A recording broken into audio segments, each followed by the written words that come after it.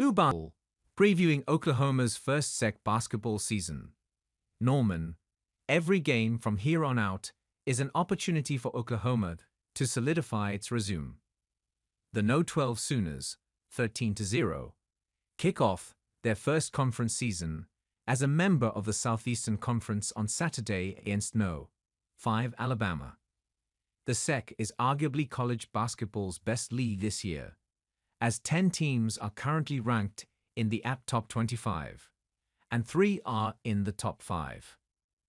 It doesn't get much bigger than our SEC opener against Alabama. The duo of Mark Sears and Grant Nelson helped lead the Crimson Tide to their first Final Four appearance in 2024.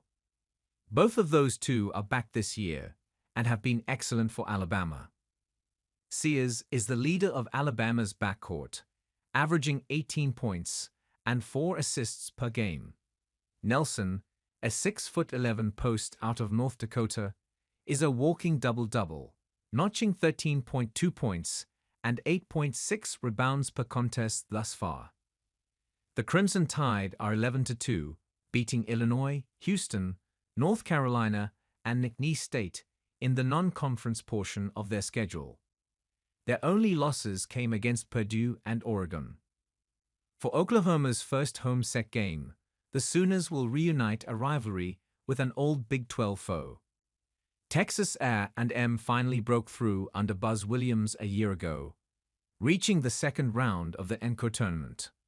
The No. 13 Aggies have been hot after a season-opening loss to UCF, beating Creighton, Wake Forest, Texas Tech, and Purdue to enter league play 11-2. The Sooners get the benefit of returning to Lloyd Noble Center for this one, but playing against Alabama and Texas A&M to begin SEC play is a brutal draw. You thought the opening draw with Alabama and Texas A&M is brutal? Just look at the gauntlet O will face early in February.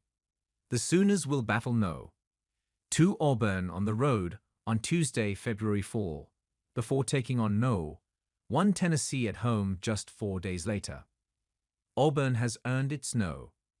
2 ranking via a stellar first 2 months of the season, where the Tigers went 12-1 with wins against Houston, Iowa State, North Carolina, Memphis, Ohio State, and Purdue. Their only loss came by 6 points against Duke on the road. The Tigers have one of the deepest teams in college basketball, as 5 players are averaging double figures and 3 others are averaging more than 6 points per game. Tennessee and Oklahoma are 2 of college basketball's 3 remaining undefeated squads, and they'll battle a few days after the Auburn game. The Volunteers, also 13-0, haven't had much competition early on. Of their 13 wins, 12 have come by double digits, and Tennessee's resume includes victories against Louisville, Virginia, Baylor, Syracuse, Miami, and Illinois. Tennessee also has a player in Chaz Lanier, who is a candidate for the Naismith Award. Lanier, a transfer guard, is averaging 19.6 points per game with a 45.9% clip on three-pointers. Oklahoma will be exhausted after playing Auburn just a few days prior, but the home crowd should give the Sooners a lift. Oklahoma will end the 2024-25 regular season against its biggest rival. In the Sooners' final season in the Big 12, they lost twice to Texas. Those losses were devastating for OU and symbolized a rough conference season, where the Sooners went 8-10 and failed to reach the NCAA tournament. This year, OU has a very strong chance at sweeping the Longhorns. Texas is one of just 6 unranked teams from the SEC.